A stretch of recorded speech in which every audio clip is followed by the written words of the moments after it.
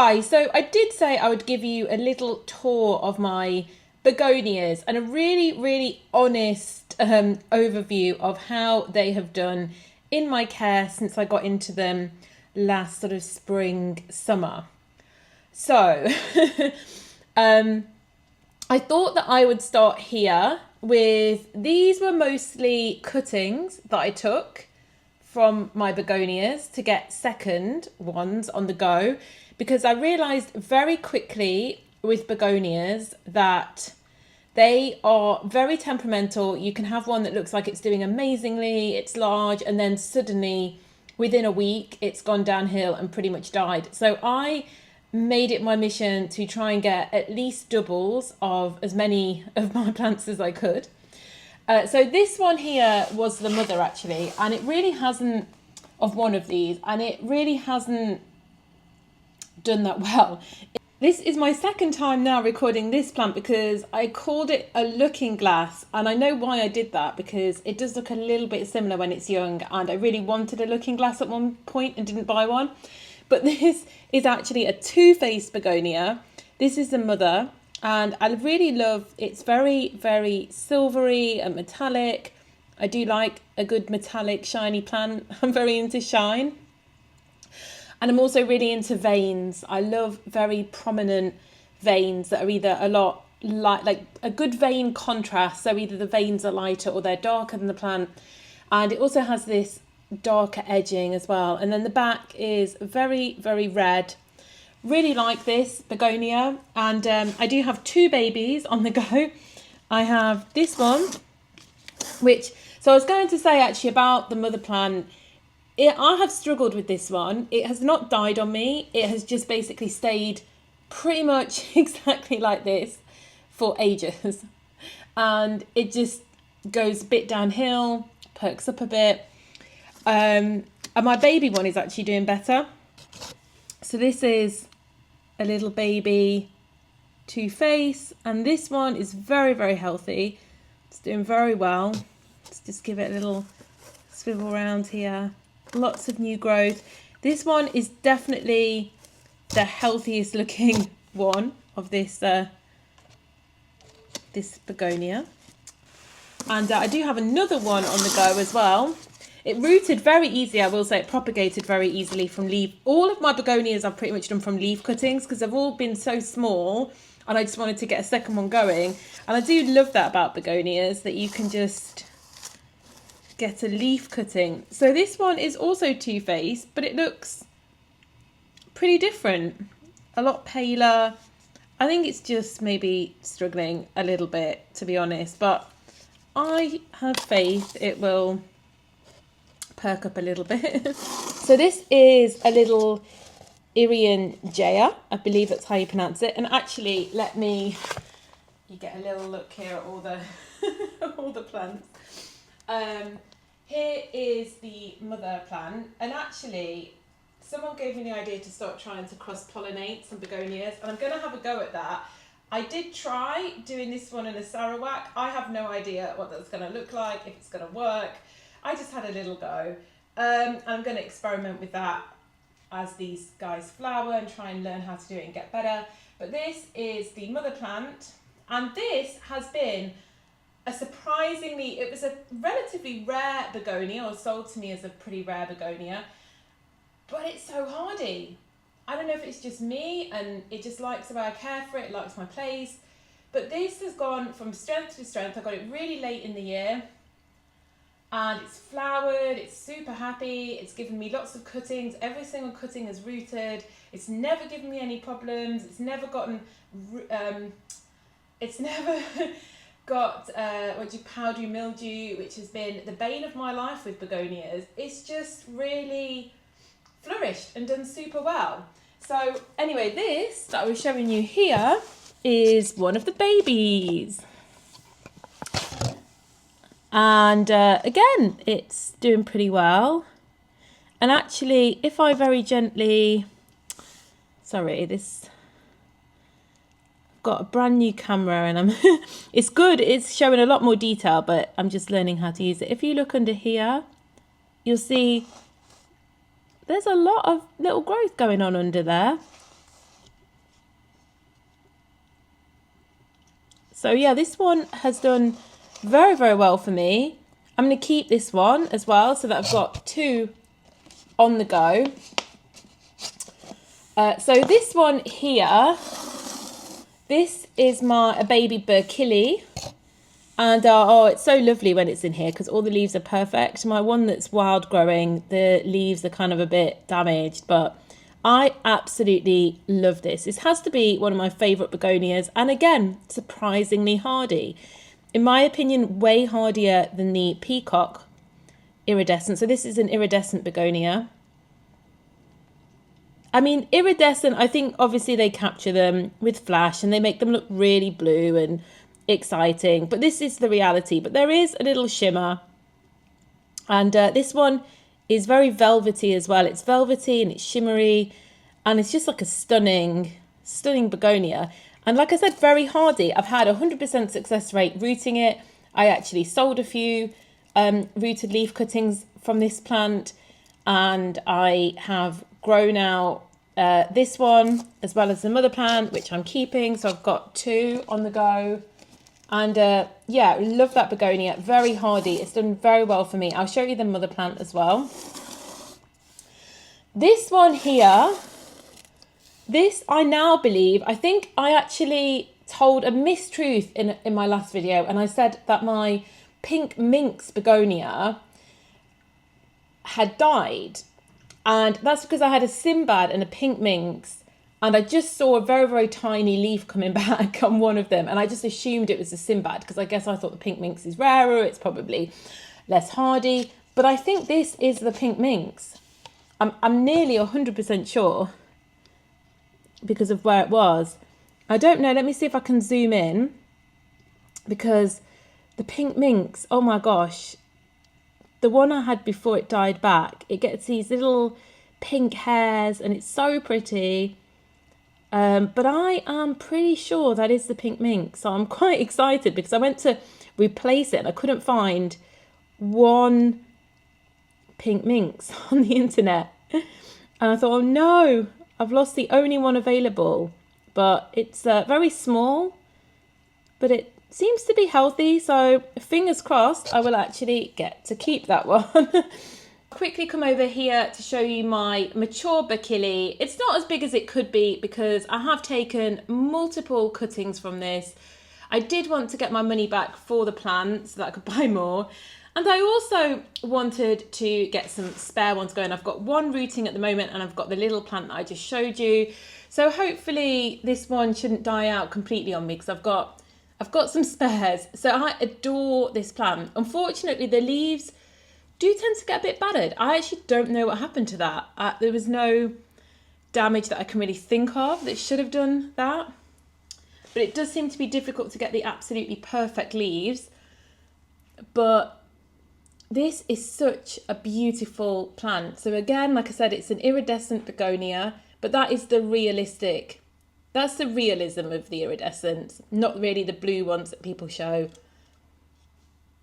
That's what you're actually going to see with your naked eye.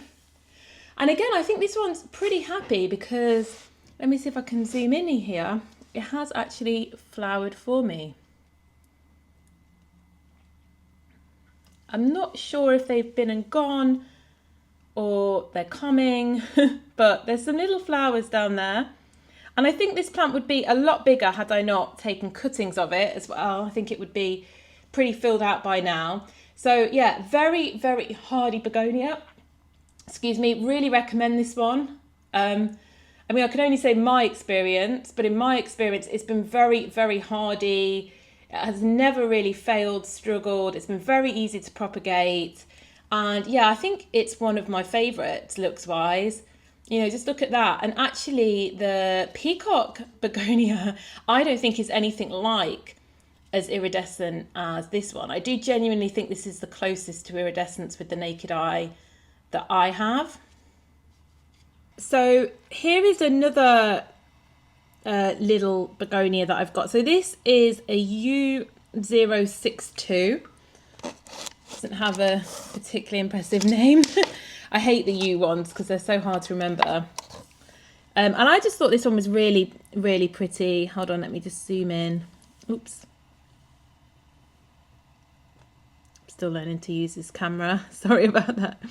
And I think this is beautiful. It's got lots of little tiny pink spotted leaves and it's very delicate. And I think, as I say to you, I really like delicate flowers, delicate plants, delicate leaves. And I really like this one. Now, I had a huge one of these, and this is why I really recommend with begonias taking leaf cuttings, because they grow from a leaf. Just take them ASAP, in my opinion. I don't think it's going to damage the plant to take a leaf. So this one went massively downhill. I had a bunch of begonias that unfortunately got fungus, like a white powdery mildew, I think it's called, and they never recovered from it. And this was one of them. But thankfully, I'd taken this little cutting and it's grown really, really fast. So I do have backup. As soon as spring comes, I will take backups, because that is the thing with begonias. They can be doing incredibly well. This one was huge and they can just tank. They can get powdery mildew, and I did treat it and it worked for some, but it didn't work for others. Or they can just, I don't know, they're very fragile. They can just go down. And the only ones that haven't really done that for me is, like I said, the Irian and the Berkili. They just seem to be super hardy, or they just love my place. So here is another kind of way more common begonia. And this is the Carolina. And this one was absolutely enormous. And I had the same thing with this. It got powdery mildew. So one thing I've really realised about powdery mildew, it was the bane of my life. And I think it's because I was overwatering, because I'd read, begonias like to be kept moist all the time. They like to be sort of slightly damp all the time. In my experience in the UK, that has not been true. They all kind of got powdery mildew when I did that. And they have really liked to get very, very, very dry. And that is just my experience. They like to get very dry in between waterings. And so I can only say what I found myself. That might not be the case for you. But they are, the one thing I do like about begonias is it's a shame. This was an absolutely huge plant. It was beautiful.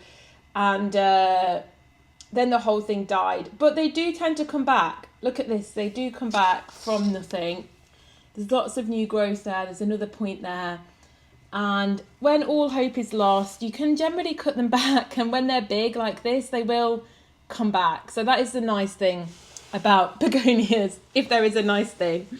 I do love them. I still think they're so beautiful, the cane stem begonias, that I'm not going to give up. But it's definitely, last year was a year of learning. So this one is a Begonia Metallica. Now these guys are gorgeous. I love the Begonia Metallica, but unfortunately I do still have my mother plant. Well, my first mother plant died. I reordered it because it's not particularly rare as a plant. So I reordered it. And my second one has gone a little bit downhill, but it's still alive. And then here's a leaf cutting that I took at the end of last year. And this one seems to be doing fine. And I love these. It's a shame I don't have a mature one to show you, but these are also quite metallic, very hairy leaves. I can maybe show you, because I think the other one has one mature leaf, so I will show you that in a minute. Sorry, the microphone's down there, so that probably banged really hard. I have no idea what the sound is going to be like. This is all a new experience with a new camera. So let's move on. So this is my Begonia Pavonina, otherwise known as the peacock begonia. I'm just going to move the mic there a little bit. Don't know how it's going to affect the sound. I'm really sorry if this is really bad sound. So this is the iridescent begonia, the peacock begonia, or the Pavonina. And as you can see, that's the reality. That's the true iridescence. It's not really blue, it's just a little bit shiny. So this one did really, really well for me. I took lots of cuttings, I sold a few, kept two, one died. This one struggled, but now it looks like it's doing quite well. Here's a very sad plant. This is a very crunchy begonia. Not as sad as this one though. I'll get to that in a minute. This one is, I think, is it the Aya or the Maurice Amy? Maurice Amy, unfortunately, didn't last for me. This is an Aya. This one came in the post looking really sad. I thought it was going to die. And it kind of came back when I put the little lid on it and gave it a bit of time. It sort of pretty much died away completely, but now it is coming back. But it hasn't got any bigger than this yet, so I can't show you any more than that. Moving on to, it's not my worst because there's still a chance. I've got worse begonias. I've got a list of R.I.P begonias that I did own at some point and I no longer own anymore. But this one here was a Begonia luxurians, which should be pretty easy to grow. Now you can see there's still a stump, and with a begonia where there's a stump there's hope. What I should do is put, I will even do it now whilst I think about it, one-handed, is pop one of these over it. I just feel like these really help when a begonia is struggling or it's become a stump again. This is really pretty, and yeah, again, it's a bit like what happened to me with the Two Face. It just kind of does well, then it goes backwards, then it does well, and it's really gone backwards recently. This one here, the crunchy begonia, as I might want to call it. This is a, gosh, now pronouncing this is going to be really hard for me. I'm not very good with pronunciations. It's a Ceratipetala, and yeah, to be honest, when it came to me in the post, it looked awful. I actually think the first one was completely dead, pretty much, and I think this one was from Dibley's, and I think they sent me another one, and I think this is the other one. I think this might be my second, and it's just crunchy. It's really pretty when it looks good. It has pink dots on it, but this is the worst it's looked. But yeah, it's not looking good at all, is it? Whilst I'm here and we're talking about not very good begonias, I'm going to just list off some of my R.I.Ps, some unfortunate losses along the way with begonias, and I've been collecting them since last year. I'm not going to say that they're any more difficult to look after than any others. I might just have gotten unlucky, or some of this is going to be down to luck and learning a little bit about begonias as I go as well. But some I've lost two Maurice Amy. I absolutely love Maurice Amy. I tried it twice. I'll probably try it again. But they both went on me. I lost two Sinbad, which everybody else seems to... Let's put a nicer background on. Everybody else seems to be fine with the Sinbad. But yeah, two of mine died. I even had the pink minx, like I said, that seems to have come through over the Sinbad. I lost a Martin Johnson, but that could just be bad luck. I'm not very good with Rex Begonia. I don't know why. I do better with the cane stem, and I prefer the cane stem generally. But I did try a Red Robin because I just love the colour. That also R.I.P. I had a U679 Capuus Hulu that died in the post. Didn't even make it alive. That's the thing with a lot of these begonias. If you're buying begonias or you're shipping begonias, try and be like a little bit open-minded. Obviously, if you get a dead plant, you're going to want a replacement or you're going to want a refund. But if they've just limp or they've lost some leaves, give them a chance, because it's really hard to ship begonias, in my opinion. Nearly always I can send like a beautiful fresh cutting and it just goes limp, but it will spring back. Like the Begonia Carolina, I really feel like that happens with that. I take cuttings and they just limp,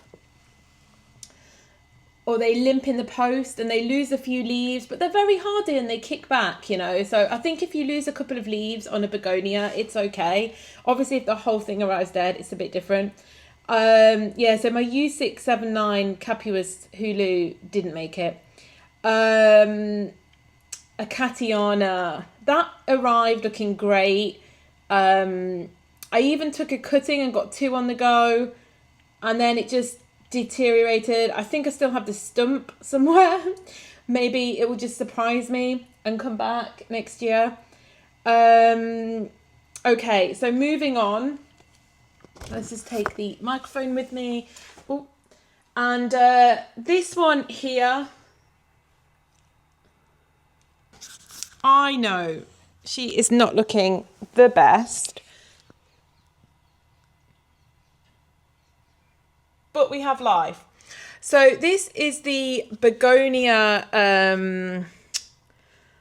again, a very difficult one for me to pronounce. It's the Begonia Brevimosa.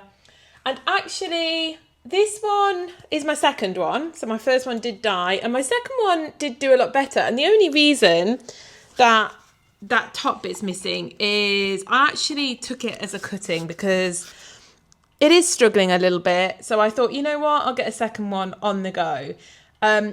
But this one is a very, very stunning, strong, bright magenta pink. I know that bottom bit is quite weak, but I will go and show you the top of this plant that I took a cutting with. It's struggled a bit, but I think it is kicking, so to speak.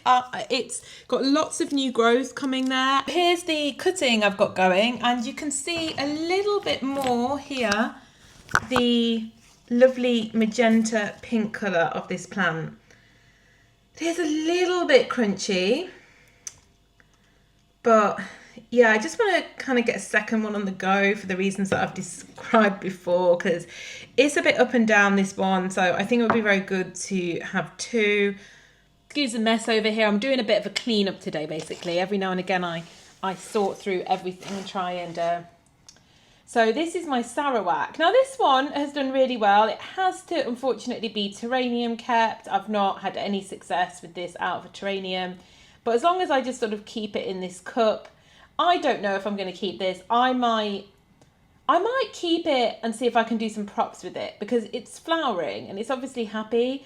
So I'm wondering if I could do some cross-pollination with this and get a sort of hardier Sarawak. On its own, I don't know if I would have it, because I'm just not really into terrariums, and obviously I don't want loads of just plastic cups lying around. But this one has a male and female leaf on it. Sorry, a male and female flower on it.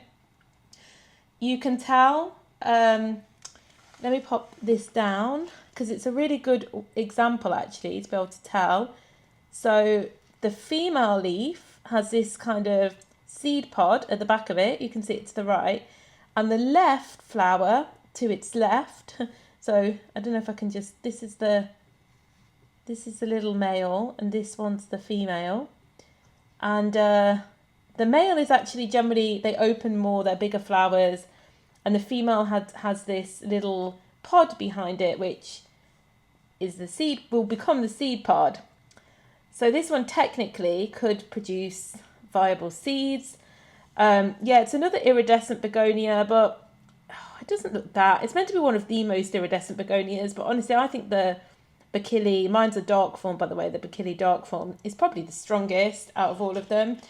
So I do have, let me just, another R.I.P. while I'm on terrarium begonias is, I don't even know if it is a terrarium begonia. I think some people have them outside, but the Bipinnatifida, I cannot pronounce any of these.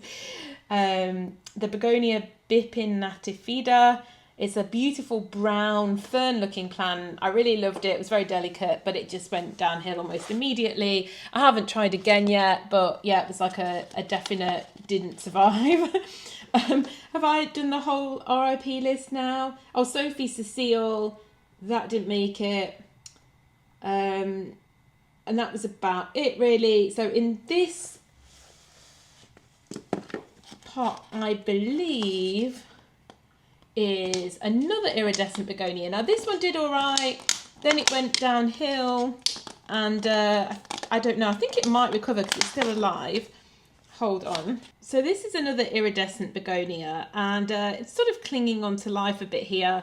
It died back a lot, and then sort of it's coming back again. There's a bit more of it down there as well, so I think there's some potential for this one. Again, going to be very difficult for me to pronounce this one. It's a cross and it's a Sarawak, but it's crossed with a Dracopelta. And I really liked it because it gets these kind of brown areas on the leaves, but it's iridescent as well. But yeah, it's not doing great, but it's not dead. So it's an improvement on some of my begonias. And I think that's pretty much it. And with this one, which I absolutely love this one. I actually put it on a moss pole, but I don't know why, because I actually do really like these when they hang. And this is the first begonia I ever got, which is Timea. I believe it's a Timea. And absolutely gorgeous. A bit common, so people just kind of, we like things that are a bit rare, and we like to save up for things and get hold of things that feel like unusual. But this one's lovely, and it gets peach flowers, and it just grows really, really fast, and it's a very nice hanging plant. Like I said, I don't really have it hanging, but it looks gorgeous when you let it hang and it hangs over a shelf or something. Yeah, and sort of underrated plant, probably just because it's a little bit more common than some of the others, but very pretty. And that's basically all of my begonias for you. And my begonia journey over the last maybe 6 months. I'd love to hear about your begonia journey, if you found these same ones difficult, if you found them easy. Oh, I was just going to show you this before I ended as well. This is a Metallica, my sort of adult that's not doing very well. It's struggling. But I think you can see from this leaf, it's a bit damaged, but just how, so they get these really striking dark veins, and they're very, very hairy. The stems are hairy. I would love one of these to get mature so I can show you. But that's what we've got at the moment. Hopefully come spring, I'll be able to make you another updated video with my begonias, and hopefully there'll be some bigger plants, and some things will be going better. But yeah, I'd love to hear your begonia stories, begonia experiences. I think a lot of us kind of got into them last year. I think a lot of us go through the same journey together. We kind of get sick of philodendrons. We started with philodendrons, got sick of the tissue culturing, and just felt like we owned most of the wish list ones we wanted.